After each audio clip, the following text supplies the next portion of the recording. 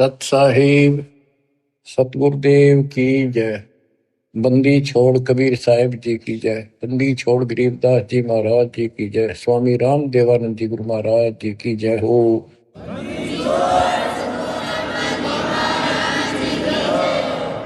सर्व संतों की जय, सर्व भक्तों की जय, धर्मी पुरुषों की जय। श्री काशी धाम की जय, श्री सुडानी धाम की जय, श्री क्रोथा धाम की जय, श्री बरवाड़ा धाम की जय। सत साहिब बच्चों, आपको अमर ग्रंथ संत गरीबदास जी कृत उनके द्वारा बोला गया अमर ग्रंथ की अमर वाणी आपको सुनाता हूं, जिसमें अपने भगवान कबीर साहब की शक्ति का पग पग पर प्रदर्शन किया है, सत्य के साथ बताया।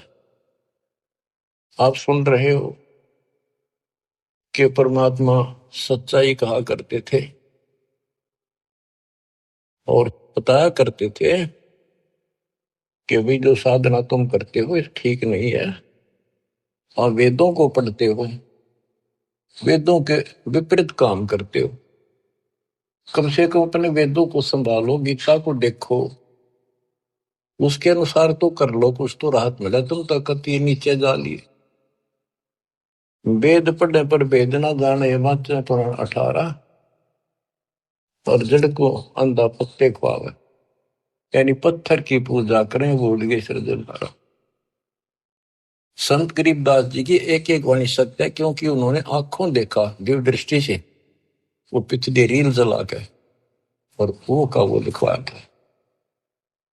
जैसे आज प्रकरण आपने सुना, जैसा भी आप प्रकरण सुनते रहे हो, पहले कई बार भी सुना, कि आखिर में सिकंदर लोधी ने ये कह दिया भी तुम एक दिन अपना फैसला कर लो तो किसकी भक्ति ठीक से। और उसके अंदर भी वो सारे हार गए। भगवान के पास उनकी मूर्ति उठ कर चल पड़ी, नो की नो, उनकी गोदी में आ गई और वो खाली रह गई। फिर भी नहीं माने, हम इतने कर्महीन, इतने अहंकारी हो गए, काल ने इतनी भांग प्या दी, मान बढ़ाई की, हमारे अंदर इतनी दुष्टता भर दी। आंखों देखकर भी नहीं माने, हार के भी हार नहीं मानी। ऐसे कर्त गण इंसान होते हैं जो खेल में हार जाए फिर भी रोड़े बचावे, उल्टा पड़े।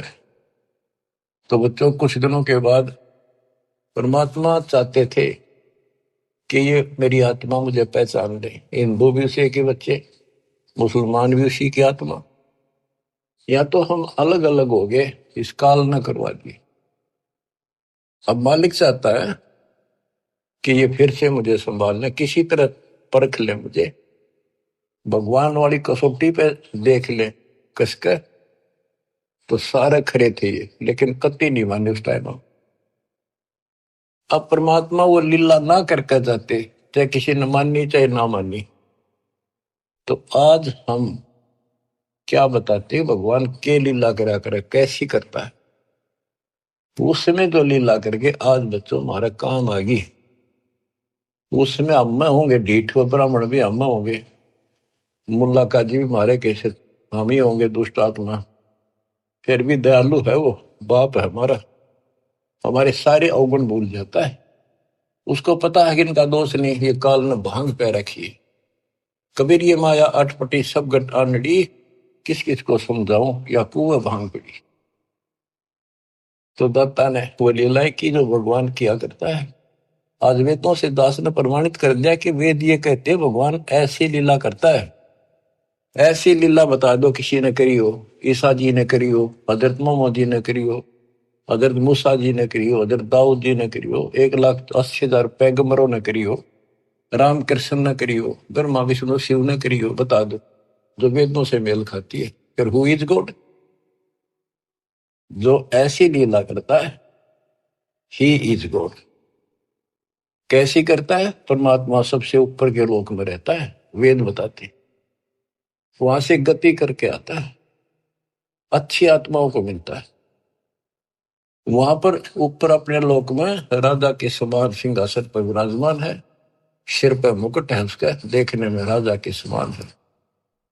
और यहां आता है गुप्त रूप से, अच्छी आत्माओं को मिलता है, उनके दुख दूर करता है, उनको सत्य भक्ति मार्ग बताता है। अपने मुख कमल से वाणी बोल के तंबूरे ले लेकर गाता है, उनको भक्ति के लिए प्रेरित करता है, भक्ति के सच मंत्रों का आविष्कार करके देता है। ये भक्ति करो, इससे मोक्ष होगा। कवियों जैसा आचरण करता है। काव्य ना कविताओं में अपना सारा ज्ञान दोहों शब्दों वाणियों द्वारा बोलता है। तो किसने करी ये लीला? कबीर परमात्मा ने। वो एक प्रसिद्ध कवियों में से भी एक होता है। तो he is God, Kabir is God, यही सिद्ध करना था। आप कति पक्कम पक्का सिद्ध हो गया, कबीर इज गॉड। अब आपको अमर ग्रंथ संत गरीबदास जी की अमर वाणी पारक के अंग की कुछ वाणियां सुनाता हूं। मनसा वाचा कर्मणा सट दर्शन खटकंते, गरीबदास समझे नहीं ये भर में भेख फिरंत। सहज मते सतगुरु गए सहा सिकंदर पास, गरीबदास आसन दिया संग तहां रविदास। पग ऊपर जल डाल करे हो गए खड़े कबीर, गरीबदास पंडा जड़ा पहा पड़ा यो नीर। जगन्नाथ जगदीश का जलत बुझाया अंड, गरीबदास हर हर करत मिटा कल्प सब दंड। सा सिकंदर को कहा क्या किया ये ख्याल, गरीबदास गति को लख पंडा बचाया तत्काल। एक समय परमेश्वर कबीर जी रविदास जी को साथ लेकर के सिकंदर लोधी के पास रेस्ट हाउस में गए। सिकंदर लोधी काशी आया हुआ था, काशी में। तो उनको आसन दिया, अच्छा सम्मान किया, दोनों बैठ गए। बैठे बैठे परमात्मा ने अचानक अपने लोटे में तो पानी अपने पैर पर डालना शुरू किया। सिकंदर लोधी ने पूछा, हे महाराज ये क्या लीला करी आपने? कबीर साहब बोले कि जगन्नाथपुरी के मंदिर में एक पांडा प्रसाद उतारा था।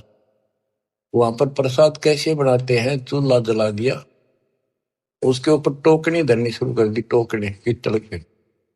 फिर उसके बाद उसके ऊपर 7 8 9 10 रख देते ऊपर तक, और वो इतनी ऊंची हो जाती है 6 7 फुट ऊंचे तक। और उसमें क्या खासियत है, तो कुदरत है, विज्ञान की तरीका है। नीचे आग बाली जाती है तो सबसे ऊपर की खिचड़ी पकती है, ऊपर ले पात्र की, सबसे ऊपर के टोकने की। तो खिचड़ी को चेक करके ऊपर ले भटके को, टोकने को उतारे था एक राम साय नाम का पांडा। तो उससे टेढ़ा हो गया वो मटका वहीं पर, और उसके पैर पर खिचड़ी गिर गई। इतनी जल्दी पड़ती थी वो, उसने चिंगाड़ मारी, बेहोश हो गया। वही कबीर जी खड़े दिखे, उसने खड़े थे जब पहले से ही, और उसने एकदम हटाकर हाथ से खिचड़ी उसके ऊपर लोटे का पानी डाल दिया, जैसे बर्फ का पानी। नो का नो रुक गया, पैर जड़ा नहीं। तो कबीर साहब उसमें बैठे थे सिकंदर लोधी के पास, अपने पैर पर पानी वहां डाला, वो पानी उसके पांडे के पैर पर जाकर काम करा। ये सिकंदर लोधी के गले नहीं उतरी यह बात कि यहां से 1000-1500 किलोमीटर दूर जगन्नाथ के मंदिर में ये जल चला कैसे गया। उसने कहते हैं 2 ऊंटों वाले दूत भेजे, ऊंटों पर सवार होकर गए और उनसे कहा कि सच्ची सच्ची लिख कर लाना, कोई मिलाना नहीं, मैं फिर से जांच कराऊंगा। तो वैसे वो सिपाही गए, तो उन्होंने पूछा जाकर भी ऐसे ऐसे पंडा कौन है जिसके पैर पे उस दिन खिचड़ी पड़ी थी, जलने से किसने बचाया उसको? सुन लो ध्यान से, पता करा जी ऐसे ऐसे था वो राम साय नाम का पंडा है। वो बुलाया गया, उनको बता दिया कि हम राजा सिकंदर लोदीन भेजे हैं, सच्ची सच्ची बताना, तेरा जो पैर जड़ा था खिचड़ी थे प्रसाद से, ज्वार की खिचड़ी बनती है प्रसाद, तो इन्हों बताओ वो पैर कैसे बचा तेरा। वो बोला जी मैं ऊपर से टोकना उतारू था, वो उबलती खिचड़ी पैर पे गिर गई, और यहाँ कबीर साहब खड़े थे, उन अपने लोटे में तो पानी डाला, कति बर्फ कैसा था, और मदद किल्ली मारी थी, चिल्ली बहुत बुरी तरह रोया, मर गया होता, इतने गर्म थी। तो उन पानी डालते ही कति शीतल हो गए, पीड़ा भी नहीं रही मेरा। कौन कबीर है वो लिखते गए, वो बताता गा कि काशी वाला कबीर, वो धानक जुलाहा कबीर, वो कब आया यहाँ पर, वो तो डेली आता है, वो तो रोज ही आता है, और जगन्नाथ के जितने भी सेवक है सब उनसे बात करता है, उनको दर्शन देता है।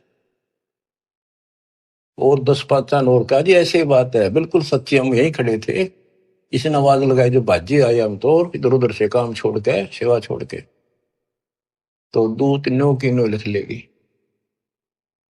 अब इसको वाणी द्वारा सुनाऊंगा या ज्यादा असर करेगी। सहज मते स्वाभाविक सिकंदर लोधी के रेस्ट हाउस में जाते हैं, दरबार में, वहां दरबार लगाया करता था वो। सहज मते सतगुरु गए साहा सिकंदर पास, गरीबदास आसन दिया संग तहां रविदास, पग ऊपर जल डाल कर हो गए खड़े कबीर, गरीबदास पंडा जड़ा तहां पड़ा यो नीर, जगन्नाथ जगदीश का जलत बुझाया पंडे, गरीबदास हर हर करते मिटा कल्प सब दंड, सा सिकंदर को कहा क्या किया ये ख्याल, गरीबदास गति को लखे पंडा बचाया तत्काल, तुरंत ही पत्ती लिखाए कर भेजा सूत्र सवार, गरीबदास पहुंचे तहां पंथ लगे 10 12, ओ तिरगी सूत्र ऊंट पे, एक ऊंट पर बैठ कर सिपाही भेजा, और जाने में 10 दिन लगे उसको, तुरंत ही पत्ती यानी आदेश लिख कर भेज दिया कि ऐसा ऐसा सिकंदर लोधी की इन्हें जानकारी चाहिए, ये सच सच बता। तुरंत ही पत्ती लिखाए कर भेजा सूत्र सवार, गरीबदास पहुंचे तहां पंथ लगे 10 12, जगन्नाथ के दर्शन करे दूत पूछ है पंडे, गरीबदास कैसे जड़ा कहो व्यथा पग दंडे। वो दूत पूछता उस पंडे से कि सारी बात बता, तेरा कैसे पैर जड़ा था और किसने बुझाया। पंड कहा उस दूत से या विद जड़ा पांव, गरीबदास मटका फूट्या बेग ही दिया सिलाव, किन बुझाया मुझे कहो सुन पंडाइया पाव, गरीबदास साची कहियो ना कुछ और मिलावे, कति जो की तो बताना। पांडा कहे सोई साच मान सुन हो दूत मम बीरे, गरीबदास खड़े थे डाला नीर कबीर। अब जिसका लागे उसको पता है, मर जाता है कितने जबरदस्त खिचड़ी ऊपर पड़ गई उसका। पांडा कहे सोई साचे मान सुन हो दूत मम बीर, गरीबदास यहाँ खड़े थे डाला नीर कबीर, कहो कबीर खां बसत है कौन जिनों की जात, गरीबदास पांडा कही जो की त्यों ही बात। सिपाही बोला, राजा का मैसेंजर बोला कि यूं बता कौन कबीर कहाँ रहता है और उसकी जाति क्या है। कहो कबीर कहाँ बसत है, कौन जिनों की जात। गरीबदास पंडा कही, ज्यों की त्यों ही बात। वह कबीर काशी बसे, जाति जुलाहा ताश। गरीबदास दर्शन करें, जगन्नाथ के दास। नित ही आवत जाते हैं, जगन्नाथ दरबार। गरीबदास उस दुल्हदी को, पंडा लिया उबार। पांडे ने पतियां देखी, जो कुछ हुई निदान। गरीबदास बीती कही, लिख भेजा फुरमान। कि जो कुछ हो लिख अपना अच्छे दे दिया। कैसे इसको आए काशी नगर में, दूत कही सतगल। गरीबदास इस दुल्हदी की, बड़ी मंजिल जाजूल। आए काशी नगर में, दूत ना आकर सतगल सच्ची बात बता दी और कहा कि इस जुलाहे की महिमा को, उसकी लीला को कोई नहीं जान सकता। सा सिकंदर सुन थके, यो अतरत अधिकार। गरीबदास उस दुल्हदी का, नित ही कर है दीदार। यह बात सुनकर अतरत में पड़ गया सिकंदर लोधी कि वो इन्हों के रोज दर्शन करें। हरियो यहां बैठा। बच्चों अब आप समझन दोगे, सियाने होगे, आप बुद्धिमान होगे। आपको पहले ए का अनार, आ का आम, ख का खरगोश, ये सारा पढ़ा दिया। देखो गीता, देखो वेद, देखो पुराण क्या कहते हैं, भगवान कैसा है, कैसे मिलता है, क्या लीला करता है। आज आप इस ज्ञान को, मालिक की इस वाणी को सुनोगे, आत्मा आत्म विभोर होया करेगी, भावुक होया करेगी, रोया करेगी अपने मालिक ने। पहले तो ये विचार करोगे, हे भगवान देख कहाँ खड़े थे, किसने भगवान माने बैठे थे, और कितने दिन में जाकर बात सरे गली है, कितने दिन में बात सेट हुई दिमाग में कि सचमुच this is God, he is God, Kabir is God. बच्चों एक नहीं, अनगिन लीला है इस दाता की, अनगिन, जिसका कोई वार पार नहीं। और सुनाता हूं, गरीबदास जी ने तो भर रखा कति वरत अपने मालिक की महिमा से। आत्मा रोती है खुशी में, हे भगवान हम पापियों को कैसे शरण में दिया, कैसे समझाया। क्या क्या ताशा लेकर बिना जीवन सफर कर रहे थे, पूरी बकवाद मन में थी, ये कर देंगे, वो कर देंगे, कोठी बनावाएंगे, कार ले लेंगे। ले लिया था कार कि तो गधे बने पावा। बड़ी दया करी दाता। अब कुछ पानी कोमल सी सुनाता हूं। गिरिप बैरागर के गंज हैं, ऊंचे सुन सुमेर, सतलोक में तापर आसन मार कर, सुन मुरली की टेर। गिरिप उस मुरली की लहर से, कर जरे जो घास। गरीबदास आठ पखत पद में रहे है, कोई दिन हरि का दास। बच्चों ये मुरली जो है ना, परमात्मा के दरबार में बज रही है।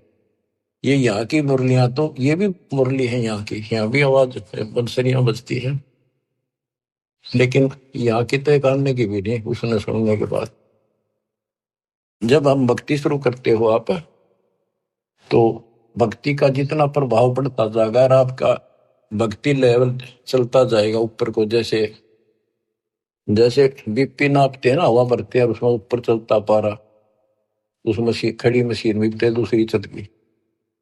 ऐसे हमारी भक्ति का वो पारा ऊपर को बताता चलता कितने कहां तक पहुंच गए। जब भक्ति ऐसी स्थिति में आ जाती है, तो हम एक क्रिया करके देखते थे, उसकी वैसे जरूरत नहीं, चाहो तो कर भी सकते हो। कति एकांत स्थान में सुबह सुबह कोई शोर ना हो, दोनों कान बंद कर ले, ज्यादा देर नहीं, 5-4 मिनट रखो। कुछ देर के बाद आपको कुछ बाजे इधर उधर के बाजते सुनेंगे, बहुत सारे कई दिन के अभ्यास के बाद आपको एक मुरली की ऐसी आवाज आऊगी जैसे बहुत दूर से आ रही है, जैसे बहुत दूर बज रही हो, और वो जैसे सुना कर दूर तो इतनी गजब की आओगी, कान में गुंजा देगी कान को। दास को इतनी गजब की सुनती थी। फिर क्या होता है, कुछ दिन के बाद हम उस सतीथि से ऊपर उठ जाते हैं, फिर वो नहीं सुनती, वो हमारी सतीथि आगे बढ़ गई, हम उससे ऊपर जा गए, अब हमने सतलोक पहुंचना है। तो इतनी गजब की बजा करती है, मेरे मन में न्यू आवा थी, जस कोई स्पीकर होता ना उस टाइम कान का ला कर माइक, मैं उसको वार सुना सकता था, लेकिन ऐसी अवस्था जब ठीक हो रही, इतनी गजब की आवाज ना, कत्ती न्यारी जो बोल रहा है, फिर खुले कान ना भी सुनने लगी, कान तो होती। तो ये वो उस मुरली का जिक्र है। अब ये नहीं ना सुनेगी तो भी हो सकता है आप उस से ऊपर जा चुके होगी, हमारी तो शुरुआत थी, गुरु जी ने बता रखा था, मैं करता चालू था, बाकी वो कहें भी थे इसकी जरूरत कती नहीं, हमने जो बता रखा भक्ति करते हो, मोक्ष होगा भक्ति से। मुरली थोड़ा बातें हैं वहां जाकर सुन लियो, लेकिन यहाँ बतानी पड़ रही है क्योंकि ये नीचे वाले जो दूसरे पंथ है नकली काल के, विशेषकर ठेका राधा स्वामी और ने बकवाद करने का ले रखा बखान का, ये न क्यों धुन सुने है मुरली सुनती है। अब सुन लो उस मुरली का क्या हिसाब है, कि यहाँ की मुरली भी है, कृष्ण जी ने बजाई उसी को देखकर, यहाँ नकली मुरली, और वह मुरली भी आनंदित होती थी, कृष्ण वाली भी, कहते वह सारे ग्वाले बाल गोपियां इकट्ठी हो जाती थी, गाय भी सुनने को आ जाती थी। और मुरुगदास जी कहते हैं वो परमात्मा ने यमुना के किनारे बंसुरी बजाई थी, यमुना का पानी भी रुक गया था, ब्रह्मा विष्णु महेश भी सुनने को आ गए थे, ऊपर सारे देवता आ गए थे, एक बात है कहां पर। तो इसी प्रकार प्रत्येक की शक्ति मंत्र है, जैसे मंत्री की शक्ति, मुख्यमंत्री की शक्ति, फिर प्रधानमंत्री की शक्ति, ऐसे ही इनकी मुरली की बजाने की पावर है, उसी हिसाब से उसमें मधुरता और उसमें आकर्षण होता है। अब सुनो, गिर उस मुरली की लहर से कहर जरे जो घास, आठ बखत पद्म रहे कोई जन हरि का दास। कि उस मुरली के सुनने से हमारे कहर, हमारे ऊपर आने वाले कष्ट ऐसे जल जाते हैं जैसे घास जला कर। बच्चों, ये तो सिर्फ हमें बताने के लिए है कि कोशिश करो तो आपको एहसास होगा कि संत गरीबदास जी जो कह रहे हैं सारी सत्य है। इस भक्ति से वो मुरली सुनाई देगी, उस भक्ति से पाप कटेंगे। तो अगर मुरली ना भी सुने, खेचा ताड़ी ना करियो, कदे कल कान फोड़न लग जाओ, दाबी कर बैठने लग जाओ, ना भी सुना तो नथिंग, डोंट वरी। तो बच्चों, इसको अभ्यास करके देखना चाहो, कोई बुरी बात नहीं, देख सकते हो, लेकिन कोई शंका ना करना, क्योंकि अब मुझे नहीं सुनती हुआ, खूब कोशिश कर ली, करता हूं। अब बताया, गुरु जी से पूछा कुछ दिनों के बाद, कहा बेटा ये अब तुम्हारी भक्ति से ऊपर जा रही, इस स्टेज पर आकर यहां तक सुनती है, अब तुम त्रिवेणी के निकट पहुंच चुके हो, जब चलोगे ना त्रिवेणी के त्रिकुटी से आगे अलग से व्यवस्था करके ले जानी पड़ेंगे आपको, आपको त्रिकुटी तक पहुंचना कठिन है। और वो सुने ना सुने कोई बात नहीं, थोड़ा मुझे सुनी बहुत गजब की, और एक दिन नहीं कम से कम कई वर्ष सुनती रही, और फिर धीरे धीरे अपने आप बंद होगी। तो ये उसके बारे में बता रहे हैं, जैसे मुल्कदास जी कहते हैं, एक समय गुरु मुरली बजाई कालंदरी के तीर, सुर नर मुनि जन थकत भये, रुक गया दरिया नीर, जय पूरे मन परमेश्वर नाम कबीर। उस मुरली की लहर से कहर दरे जो घास, आठ बखत पद में रहे कोई जन हरि का दास। गिर मुरली मधुर अधर बजे राग छती सो बैन, इत उत मुरली एक है चरना विसरित है। यानी जो आपको यहाँ सुनाई देगी वह और वो ऊपर, वो कति एक आवाज है। मुरली उरली है नहीं ये बाजत है परलोक, सर्वजीव अचराचरम सुनकर पावे ओख। ये मुरली उरली नहीं है, ये काल वालों की इस उरले लोक की नहीं है, ये परलोक सतलोक में बाज रही है, बजती है। ग्रीव मुरली मदन मुरारी मुख, बाजी नंद द्वारे, सकल जीव लोलीन गति ही सुनिया गोपी गवावे। ग्रीव बाजत मुरली मुख बेना सुनियत बिन ही कान, सुरग सदैली गर्ज धुन फिर भी अवगत पद निर्वाण। गरीब मुरली बजय कबीर की, परखो मुरली विवेक, ताल ख्याल नहीं भंग होए, बाजे बजे अनेक। कहते तुम इस मुरली को विवेक से परखो। एक तो कबीर जी की मुरली, एक ही कृष्ण जी की मुरली, इसमें बहुत अंतर है। गरीब अनंत कोटि बाजे बाजे, तामद मुरली टेरे, रण सिंगे सदाई यहाँ झालर झांझर फेरी। गिरिब बजे न फेरी सोने में घटमट नहीं आकाश, जो जन भिन्न भिन्न सुनता है दो लीन करे दम श्वास। भक्ति करके फिर सुने ना, कहते फिर सुनाई देती हैं ये बाजें भी, अनंत प्रकार की नारी नारी आवाजें आएंगी। पर इन खिलौने में उलझियो ना, ये तो बताने की है। जैसे शुद्ध महल में सिद्ध 24 हंस में छोड़े विश्व भी सब, एक सिद्धि आकाश से उड़ जाए, एक सिद्धि जब पैर न लाई, एक सिद्धि कुछ खावे न पीवे, बहुत दिन बिना खाए रह जाए, एक सिद्धि जो बहुत उगती हुए। तो कहते इन 24 प्रकार की सिद्धि इस भक्ति में आ जाएंगी, पर उन्हें प्रयोग ना करेंगे, देखियो भी ना, कति बाढ़ में जाओ। तो ये वैसे बताने वाली बातें हैं, इनकी आपने कोई जरूरत नहीं। नाम से मोक्ष होगा, नाम से मुक्तियों की सुनने वाली वो व्यवस्था खुलेगी, वो पर्दे खुलेंगे जिससे सुनाई होगी। और भक्ति बिना ये वैसे कोशिश करोगे तो काल वाली सुनेगी यहाँ की, वो तो बिना भक्ति वाले भी अभ्यास से सुन जाती है। जैसे ये राधा स्वामी वाले ज्यादा अभ्यास करते हैं, ऐसे ही सुनकर कबीर साहब की, और भक्ति इनकी है नहीं, वो उनको खोल दे जो ऊपर की सुने। तो ये काल वाली हम दुलनाए बैठे हैं, ये बोला खूब सुना हमने। सुने जाइयो, शिवदयाल ने भी सुनी थी तारे सबसे पहले, इसके प्रवर्तक ने, भूत बन का बुक्की में बैठे हो। तो बच्चों कुर्बान हो जाओ मालिक के लिए। गरीब दूर दूर नहीं निकट है, तन मन कर ले नेश, मुरली के मोहे पड़े ये ब्रह्मा विष्णु महेश। गरीब विष्णु सुनी, शंकर सुनी, ब्रह्मा सुनी एक रिंच, पार ब्रह्म को मोहिया और वो आत्म मंच।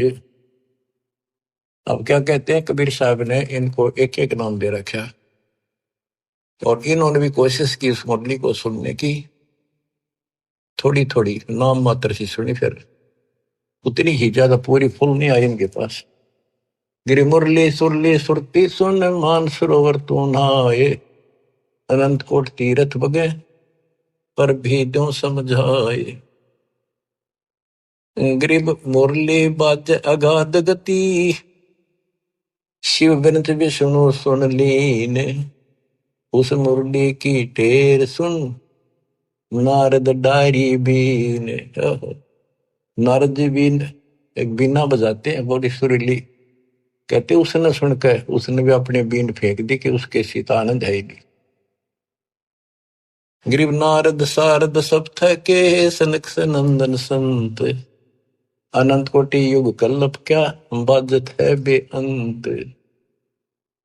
सुंदर मूर्ति सोहनी, श्वेतांबर पैराडे, जैसे कृष्ण जी पीतांबर पहनते हैं ना, पीले वस्त्र, और वो भगवान श्वेतांबर सफेद कपड़े धारण करता है। गरीब सुंदर मूर्ति सोहनी, सोहनी परमात्मा की सुंदर मूर्ति, यानी सुंदर सकल है, सोहनी बहुत सुंदर।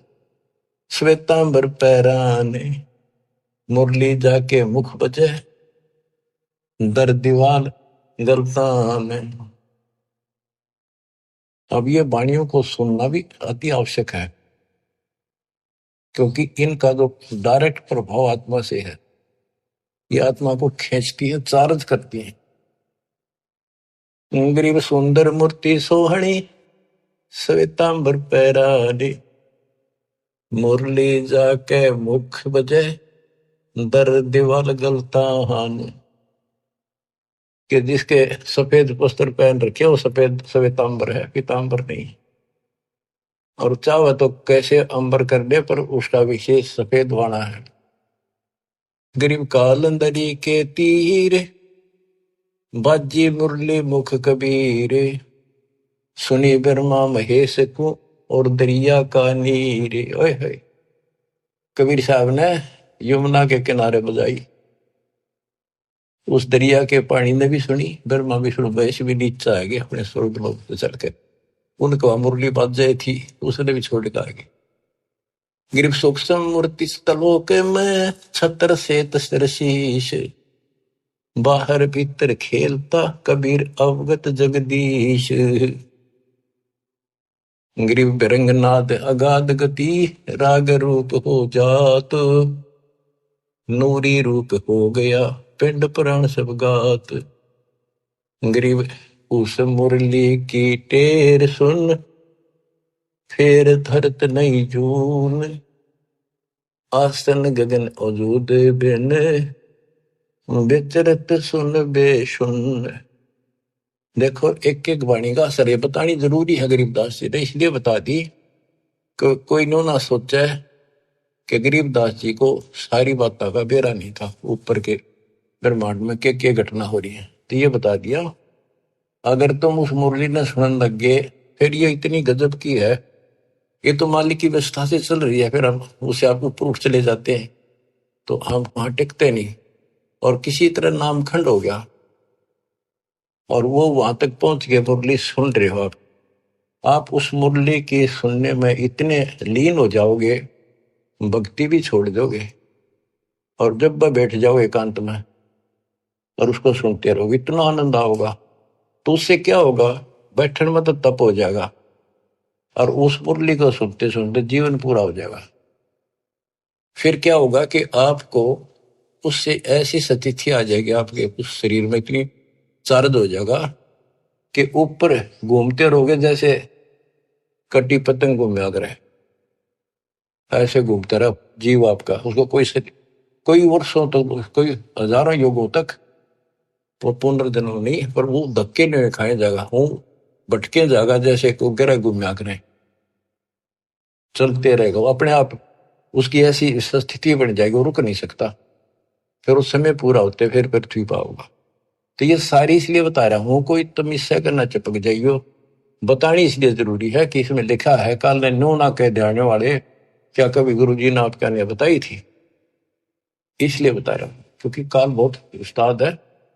आने वाले समय में कभी ना कभी कोई काल का दूत बताते रहेंगे, पर अब ऐसी स्थितियां भी तो इनकी दाद गलेगी नहीं, वो घने कर्महीन होंगे, वो निकलेंगे, अच्छे आत्मा नहीं जा सकती, क्योंकि इतना ज्ञान गजब का देते उन पर तो कख भी कोई ना, जिनके पीछे लग गए ये वो तो कुछ जानते नहीं, वो जागा जिसने ज्ञान ठीक से नहीं सुन रखे हमारे, वो तो फिर काल का एजेंट है, जाओ या रहो। हमारा फर्ज मैंने दास ने पूरा कर दिया, ज्ञान अजब गजब सुना दिया, और घर बैठोगे सुना दिया, उस परम पिता ने कसर नहीं छोड़ रखी। और भाई अब भी नहीं समझोगे, अब भी नहीं पहचानोगे उस अपने मालिक ने, तो फिर कौन सा तरीका अपनाओगे वह, मेरे ख्याल तक ये कोई कसर रह नहीं रही। ज्ञान समझाओ में घर घर बहुत विचार हो, अब घर घर पहुंच के दाता, घर बैठे सुन, गाड़ी में सुन लो, खेत में सुन लो, मजदूरी करते हो वहां बैठे वहां सुन लो, दुकान पर सुन लो, नौकरी पर सुन, टाइम मिला चलते फिरते, तो मालिक का भजन करो। अब आपको एक तैमूर लंग की कथा सुनाता हूं, क्योंकि ये वाणी में है, आपको बहुत बार पहले भी सुनाई है, कथा आपने सुन रखी है। अब ये शॉर्टकट में भी काफी समझ में आ जाएगी आपको। एक समय पृथ्वी के ऊपर ऐसी स्थिति आ जाती है, लोग कृतघ्नी हो जाते हैं, धर्म कर्म खत्म होना शुरू हो जाता है। तो उस समय ऐसी स्थिति थी, एक तैमूरलंग नाम का मुसलमान लोहार था, उसकी माँ बहुत भाग्यवान थी, बहुत कर्म की जानने वाली थी, भगवान से डरने वाली थी, विधवा हो चुकी थी, एक का बेटा था तैमूरलंग, भेड़ बकरियां चरा करता था, वो बड़े जमींदारों की पाली जाता था, वो दे देते दाने, माँ बेटा खाना खा लेते थे।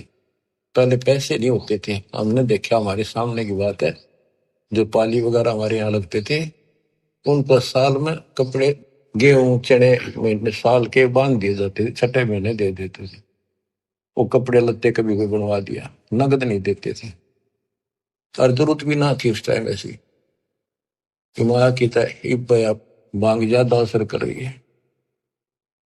तो परमात्मा कहते हैं, देखने के लिए पृथ्वी पर परमात्मा आज बचा कौन है। एक ऐसा रूप बनाया और एक रोटी मांगने लग गए थे उस क्षेत्र में, किसी ने एक रोटी नहीं दी, एक भिखारी का रूप बना के चल पड़े। और वहां तैमूरलंग बैठा था, तैमूरलंग से वहां कहा, भाई मुझे रोटी दो, भूख लगी है, रोटी दो। तैमूरलंग बोला, महाराज अभी घर से बनवा के लाऊं ताजी, ये रोटी हमने खा ली, जिसे थे का दिवा खा ली लुकी सुखी, तो आप यहाँ रख रही हो जी, मैं गरीब आदमी हूँ, ये भेड़ बकरी की दूध बरना चली जा, देख मेरे पूरे नहीं होंगे, एक भी बकरी भेड़ पे चली गई, ये जमींदार मेरे से सेठ, जिनकी ये बकरियां हैं, जिनका मैं पाली किराए का के भाड़े का हूं मैं, तो और जी कोई गुम ना हो जाए, ध्यान रखियो, हाथ जोड़ के कह ये भाया, मैं अपनी माँ पर रोटी लेके, मेरी माँ बहुत अच्छी है, लजा बेटा चिंता ना कर, रुखाड़ा रहूंगा मैं, सारी सृष्टि का रखवाला वो। बच्चों, ये जो स्वभाव है ना, यह आदत न्यो काम आवे। धर्म के कर्म के थे बेसिक भूखे पैसे रह जाते, पर धर्म कर्म भूल नहीं रहे थे, पिछले संस्कारी थे दाता के। अपनी माँ के पास गया, माँ बोली बेटा इसे कैसे आ गया, तो दोपहरी में बकरियां कौन संभालेगा। माँ ऐसे ऐसे एक साथ दुआ, बहुत भूखा, कई दिन से भूखा है, और माँ रोटी दे दे। और मैं उसने छोड़ कर, ध्यान रखियो जी, वो बोला चिंता ना करो, मैं कतीरू खड़ा रहूंगा। उसकी माँ ने जब बैग के रोटी का आटा बेच रहा था बना के, बोली बेटा मैं साथ चल लूंगी, साधु के दर्शन भी कर लूंगी, बर्तन ले आऊंगी वापस, तुम आओगा तो फिर ये इसे एक भी हमारे बर्तन है, 2 थाली, गुम ना हो जाए तो बालक से कह के डाल देगा, साधु के दर्शन भी कर आऊंगी। बना कर रोटी चल पड़े, एक लोटा पानी का दे, साधु के सामने रखती है, महाराज खाना खा लो। तैमूरलंग बोला जी मेरी माँ है बहुत अच्छी, और वह बोली जी हम बहुत गरीब हैं।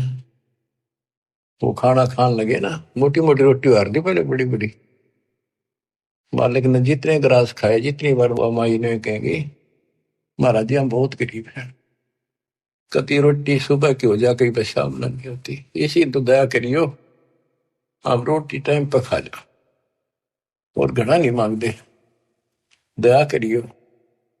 परमात्मा ने रोटी खाई, इतना माई ने कई बार पकह दी। वहां एक साकल पड़ी थी भेड़ बकरी बांधने की, कई तो उसको बताते हैं लोहे की बेल हुआ करे, कई का चीड़ की बनी हुई थी, चीड़ की लकड़ी की, मतलब उसमें जैसे सन बांट के बना दिया करे, ऐसी उसकी साकड़ी ही बना रखी जैसी भी थी।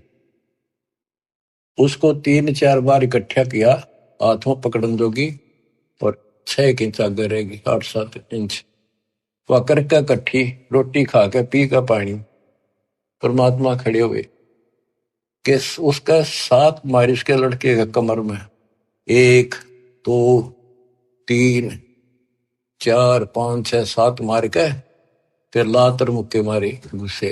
परमात्मा को माई ने सोचा सुखी रखे सत्साई, बाबा चिढ़ गया, मैंने पहली बार कह दिया। मैं बोली महाराज क्या गलती कर दी मेरे बेटे ने, माफ कर दो, बच्चा छोटा सा बोला है तो गलती कर दी होता, माफ कर दो। ने बोला माई तेरे बेटे ताई 7 पीढ़ी का राज दे दिया, ये 7 साकड़ मारी है ना, तेरी 7 पीढ़ी राज करेगी। और पाछा जो लात मुक्के मारे ना, ये छोटे छोटे टुकड़े में बट जाएगा तुम्हारा राज्य, फिर खत्म हो जाएगा।